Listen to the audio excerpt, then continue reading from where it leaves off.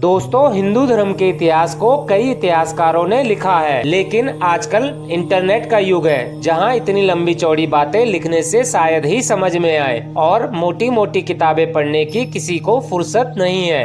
हिंदू धर्म के प्राचीन इतिहास को किसी मानव की उत्पत्ति से जोड़कर नहीं देखा जा सकता। जैसा कि दूसरे धर्मों में आदम से इतिहास की शुरुआत होती है और फिर क्रमशः मूसा, ईसा और मोहम्मद तक समाप्त हो जाती है, जबकि हिंदू धर्म के अनुसार मनुष्य पहली बार नहीं जन्मा, उसका अस्तित्व कई बार मिट गया और हर बार उसकी उत्पत्ति किसी नए माध्यम से हुई। उसको कभी रचा गया तो कभी वह कर्म विकास के माध्यम से जन्मा। इसलिए हमने पुराणों में से कुछ ऐसी कहानियां छांटी हैं जो आपको क्रमशः इतिहास की रोचक जानकारी देगी। तो चलिए शुरुआत करते हैं आज के अंक में पहली कहानी से। दोस्तों, कहा जाता है कि एक बार भगवान शिव से पूछा गया कि आपके पिता कौन हैं, तो उन्होंने ब्रह्मा जी का नाम लिया। और जब उनसे पूछा गया कि ब्रह्मा के पिता कौन हैं, तो उन्होंने भगवान विष्णु का नाम लिया। और फिर जब उनसे पूछा गया कि विष्णु के पिता कौन हैं, तो उन्होंने कहा कि मैं स्वयं ही विष्णु का पिता हूँ। जब सब कुछ जल प्रलय के कारण नष्ट हो गया तो धरती लाखों वर्ष तक अंधेरे में रही। फिर सूखी धरती पर जल वृष्टि हुई और यह धरती पूरी तरह से जल से भर गई। संपूर्ण धरती जलमग्न हो गई। जल में भगवान विष्णु की उत्पत्ति हुई। जब उन्होंने आंखें खोली तो नेत्रों से सूर्य की और हृदय से चंद्रमा की उत्पत्ति हुई। जल से विष्णु की उत्पत्ति होने के कारण उन्हें हिरण्याभ भी कहते हैं। हिरण्य अर्थात जल और नाभ अर्थात नाभि, यानी जल की नाभि। इस नाभि से कमल की उत्पत्ति हुई और जब कमल खिला तो उसमें से ब्रह्मा जी की उत्पत्ति हुई। फिर उनके माथे से एक ज्योतिर्लिंग प्रकट हुआ जो टूटकर जब बिखरा तो उसमें से महेश की उत्पत्ति हुई। दोनों ने पूछा हम कौन हैं? तब विष्णु ने उनको सृष्टि के विस्तार का आदेश दिया।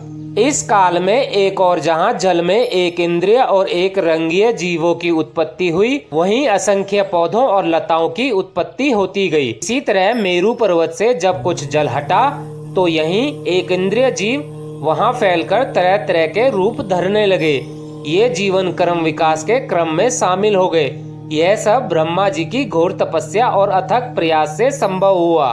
तब ब्रह्मा ने एक ऐसे जीव की उत्पत्ति करने की सोची जो जल, थल और नभ में रहने वाले जीवों की अपेक्षा अधिक बुद्धिमान हो, अर्थात खुद ब्रह्मा की तरह हो। यह सोचकर उन्होंने पहले 4 सनत कुमारों को जन्म दिया, लेकिन उन्होंने कुछ नहीं किया और वे चारों ब्रह्मा जी की तरह ही तपस्या में लीन हो गए।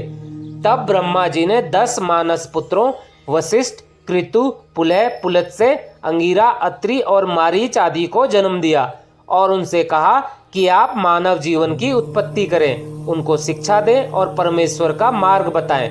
बहुत काल तक जब ये ऋषि तपस्या में लीन रहे तो ये देखकर स्वयं ब्रह्मा ने मानव के रूप में स्वयंभू मनु और स्त्री रूप में शतरूपा को जन्म दिया।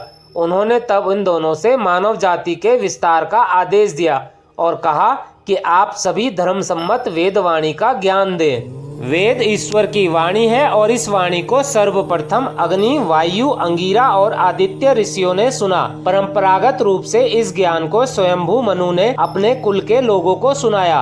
फिर सरोचिस, फिर औतमी, फिर तामस मनु, फिर रैवत और फिर चाक्षसु मनु ने इस ज्ञान को अपने कुल के और समाज के लोगों को सुनाया। बाद में इस ज्ञान को वैवस्वत मनु ने अपने पुत्रों को दिया।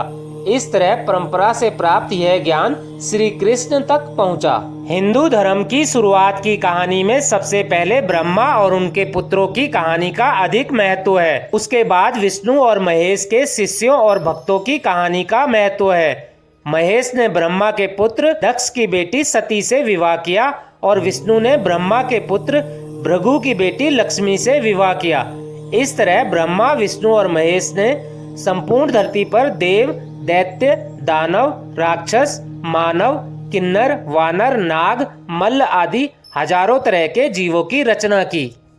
दोस्तों, इसी के साथ आज के वीडियो को यहीं समाप्त करते हैं और 16 कहानियों की श्रृंखला की दूसरी कहानी के साथ आपसे अगले वीडियो में फिर मुलाकात होगी। तब तक के लिए जय श्री राम।